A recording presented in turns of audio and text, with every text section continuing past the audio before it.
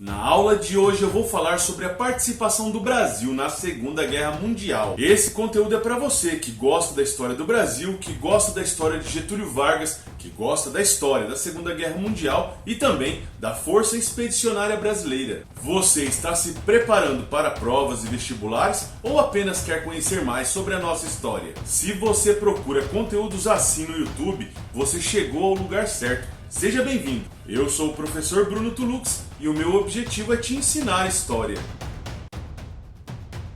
Nos últimos anos da década de 1930, o mundo começava a viver aquela que seria uma das guerras mais destrutivas e mais cruéis de toda a história, a Segunda Guerra Mundial. Esse conflito de proporções globais abalou o mundo entre 1939 até 1945, dividida entre os aliados e o eixo.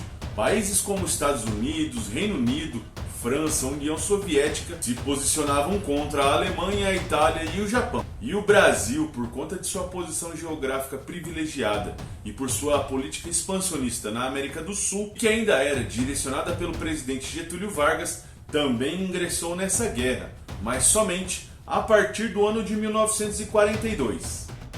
Oficialmente, a Segunda Guerra Mundial começou no dia 1º de setembro de 1939, quando os alemães invadiram o território da Polônia. Enquanto isso, o Brasil era governado por Getúlio Vargas durante o período mais duro de sua governança, o chamado Estado Novo. Em termos gerais, a Segunda Guerra Mundial teve como principal causa o expansionismo da Alemanha nazista, iniciado ainda no ano de 1933. Como resultados da grave crise econômica que o país enfrentava, além dos desfechos da Primeira Guerra Mundial. Nessa mesma época chegava à presidência do Brasil o gaúcho Getúlio Dornelles Vargas, através de um movimento político que passou a ser chamado como Revolução de 30. E era clara a aproximação, ou pelo menos a inclinação, de Getúlio Vargas aos modelos políticos adotados por esses países autoritários que estavam na Europa.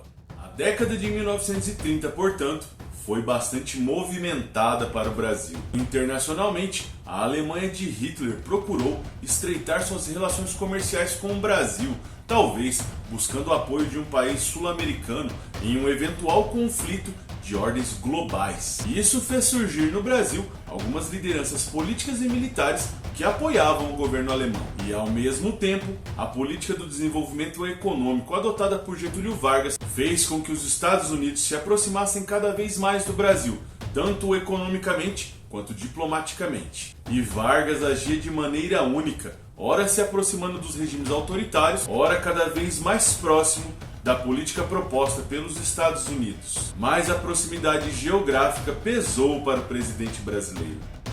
Com o desenrolar da década de 1930 e também da própria guerra, ficava cada vez mais evidente a aproximação entre o Brasil e os Estados Unidos. E Getúlio Vargas foi obrigado a abandonar a sua neutralidade ou sua imparcialidade no conflito. É fato que a política da boa vizinhança adotada pelos governos norte-americanos foi decisiva nessa questão. Tanto é que uma série de mecanismos para aproximar a América Latina dos Estados Unidos já estavam em pleno funcionamento. É o caso, por exemplo, da cantora luso-brasileira Carmen Miranda, que nessa mesma época foi excursionar nos Estados Unidos. Ou ainda o caso do personagem Zé Carioca, criado por Walt Disney para atuar ao lado do Mickey e estreitar as relações entre Estados Unidos e Brasil. E essa política da boa vizinhança rendeu bons acordos comerciais para o Brasil, como o fornecimento de borracha para a indústria automobilística americana, além do financiamento americano para a construção da primeira siderúrgica no Brasil. Em contrapartida, os Estados Unidos construíram no Nordeste brasileiro bases militares de apoio para a Força Aérea Americana, além de fornecer equipamentos e suplementos militares para o Exército Brasileiro. Essa situação fez o Brasil apoiar os Estados Unidos durante a Segunda Guerra Mundial, ao mesmo tempo que rompia comercialmente e diplomaticamente com a Alemanha. E esse posicionamento do Brasil, tanto em relação aos Estados Unidos como à Alemanha, aconteceu no ano de 1942. E o Brasil de Getúlio Vargas, que até então demonstrava uma certa neutralidade, se posicionou diante do conflito e foi o único país da América do Sul a enviar tropas para combater na Europa na Segunda Guerra Mundial.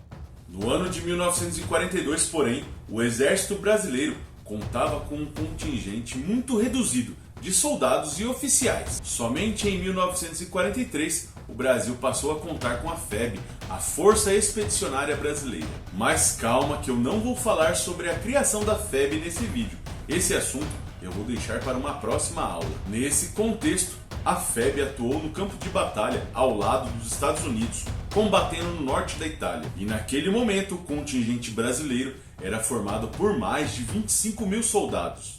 A criação da FEB e sua participação na Segunda Guerra Mundial é até os dias de hoje um dos grandes orgulhos do Brasil. E se você também tem esse sentimento, eu tenho certeza que você vai ter a maior satisfação em vestir uma camiseta como essa que eu estou usando. Para você adquirir uma camiseta como essa, cheia de história, basta entrar no site da Overlord Store, que eu vou deixar na descrição desse vídeo. Na Overlord Store você irá encontrar muitas camisetas com estampas que retratam eventos importantes da nossa história e da história mundial e que são confeccionadas com uma qualidade incrível. Mas para você que está assistindo esse vídeo, eu tenho um cupom que dá 15% de desconto na compra das camisetas mais legais sobre história e guerra. Assim que você terminar de escolher suas camisetas e estiver prestes a finalizar sua compra, digite Tulux História, tudo em maiúsculo, como está aqui na tela, no campo do cupom. Pronto, você vai adquirir um produto Overlord Store exclusivo e que chega em qualquer localidade do Brasil. Mas vale a pena lembrar que essa é a loja mais completa quando falamos em artigos militares, e o cupom é válido apenas para as camisetas que não estão em preço promocional. Eu tenho certeza que você vai se surpreender com a qualidade desse produto. E todas as vezes que você adquire um produto Overlord Store utilizando esse cupom, você me ajuda a produzir vídeos como esse. Eu espero que você goste dessa dica, aproveite esse descontão e bora pro vídeo, porque eu ainda tenho muita história para contar. Mas você deve se perguntar: por que o Brasil foi o único país da América do Sul a participar efetivamente da Segunda Guerra Mundial? Obviamente, o rompimento com a Alemanha e a declaração de apoio aos Estados Unidos não foram muito bem recebidos pelo exército de Hitler. A força alemã atacou e causou danos à frota mercante brasileira no ano de 1942. Essa agressão quase gratuita gerou uma enorme comoção pública que exigia uma imediata declaração de guerra do Brasil contra a Alemanha. Essa declaração aconteceu ainda no ano de 1942 e mobilizou o governo varguista a participar efetivamente da guerra, enviando tropas para combater lá na Europa. É importante frisar que a participação do Brasil no teatro da guerra com o envio de tropas não foi uma exigência do exército americano. Muito pelo contrário, essa é uma legítima demanda do governo brasileiro. A tropa brasileira, comandada pelo general Mascarenhas de Moraes, foi incorporada pelo 5º Exército Americano e lutou no fronte de guerra no norte da Itália. Outra questão que surge quando pensamos na participação do Brasil na Segunda Guerra Mundial é o fato de a tropa brasileira, a FEB, ter atuado conjuntamente ao 5º Exército Americano. Evidentemente, uma tropa recém-formada não contava com toda a força e toda a experiência de um exército que já estava habituado ao combate. Isso explica, ao lado das relações traçadas por Brasil e Estados Unidos ao longo dos anos 30, o motivo de o exército americano fornecer armamentos e treinar o contingente brasileiro. Contudo, a força expedicionária, apesar de ter atuado somente na fase final da guerra, foi muito importante para a conquista de Monte Castelo, região que ficava ao norte da Itália e era uma localidade estratégica para a resistência do exército alemão. Uma curiosidade é que os soldados do Brasil que formaram a força expedicionária ficaram conhecidos na história como pracinhas e foram homenageados no Rio de Janeiro com um monumento por sua participação nesse que é um dos maiores eventos militares do século XX.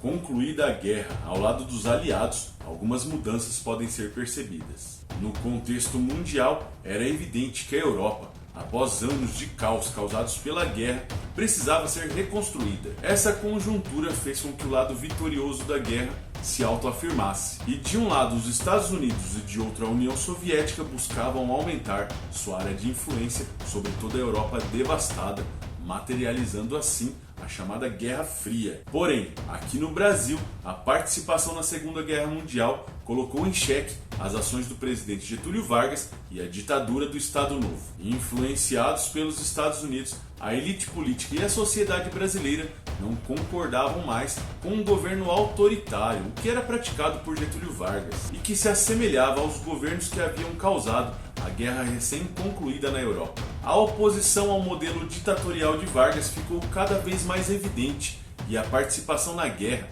acelerou esse processo. A guerra acabou oficialmente em setembro de 1945.